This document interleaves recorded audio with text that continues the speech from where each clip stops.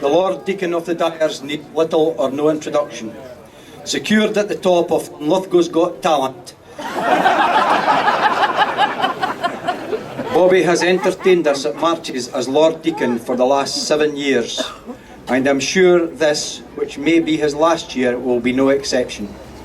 Lord Deacon of the Dyers and Linlithgow's favourite son, Deacon Bobby Bennie.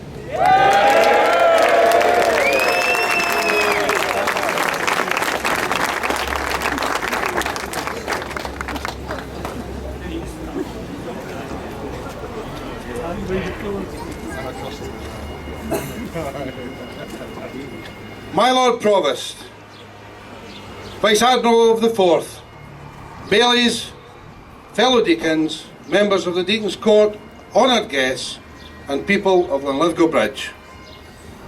I've been told to keep this short. Thank you and goodbye.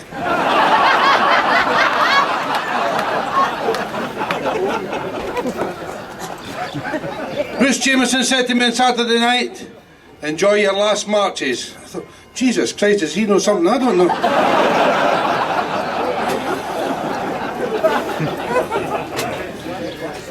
Breaking news. Deacon of the Dyers to stand down at next marches. When asked why he wasn't going sooner, he replied, now, look here. During the current economic climate and global crisis, the people of Linlithgow expect me to get on with the job that I was elected to do. Is that not the worst Gordon Brown impersonation you've ever heard? And concentrate on the real issues like getting drunk and making a complete fool of myself. No, seriously. I turned 50 at the end of last year. A depressing time for me, I can tell you. When you reach 100, you get a letter from the Queen. When you reach 50, you get a letter from Lothian Health Board asking you for a sample of your poo. I kid you not. Unfortunately for me, I returned it about the time of my tax return.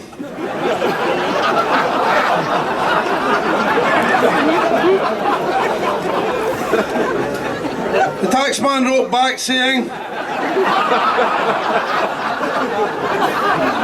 he was sick of me sending the same old shit every year.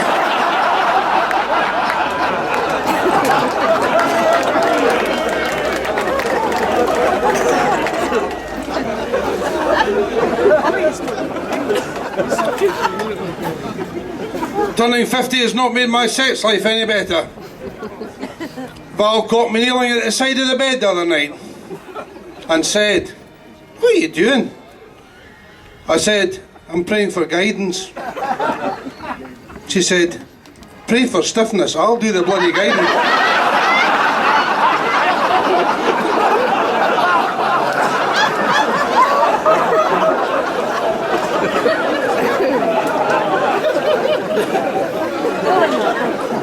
She came into the bedroom last night in the nude.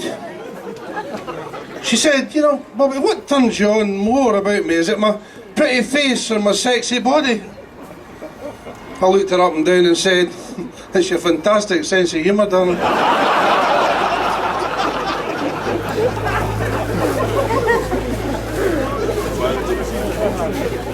We were sitting at a school reunion last year and she caught sight of a drunk woman waving at me from the other side of the hall.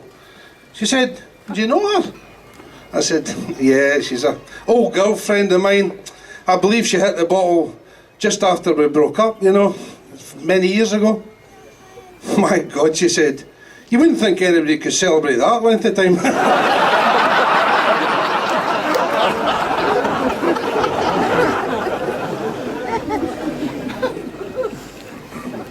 Mother-in-law's been playing up again.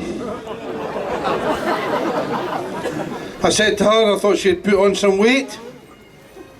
She said, what do you think my ideal weight should be, Bobby? I said, 2 pounds, 3 ounces, including Arden.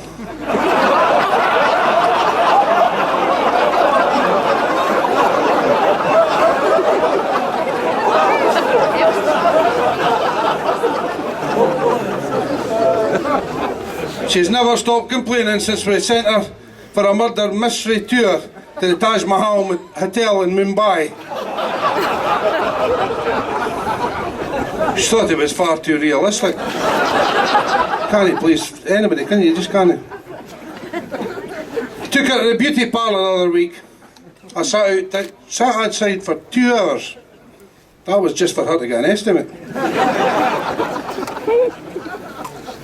However, I have been thrilled. I've just bought a camera with a shutter speed so fast that I can actually take a picture of her with her mouth shut.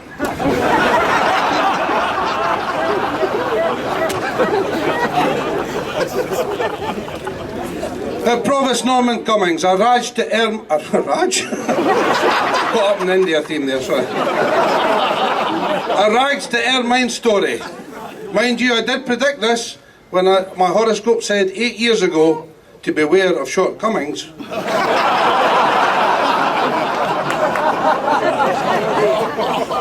Norman, not so much a provost, but more like Ken Lindsay's mini-me.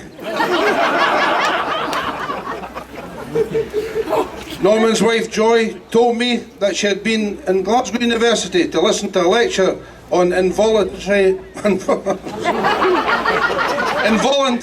muscular contractions. The lecturer, realising that this was not the most riveting subject, so he pointed at Joy and shouted,